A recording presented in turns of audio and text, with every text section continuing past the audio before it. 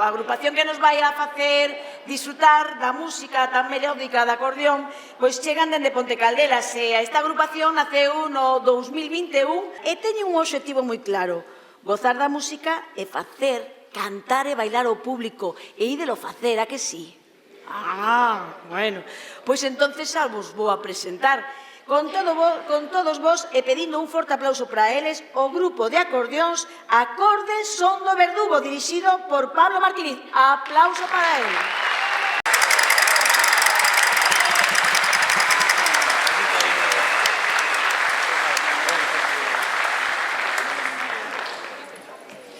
Tendes que perdonar, é que eu teño canda. Viste, desviste, viste, desviste.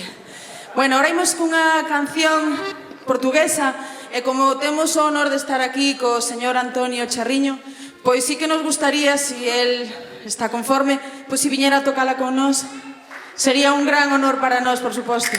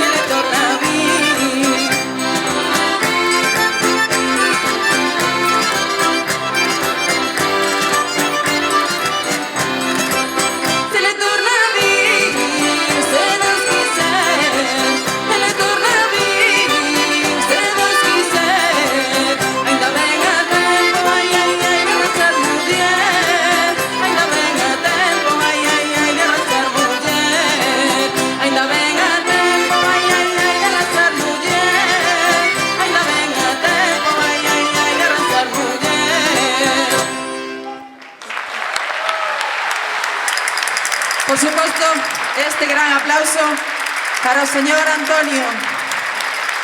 Moitísimas gracias. Os lóstregos, por suposto, que sigan.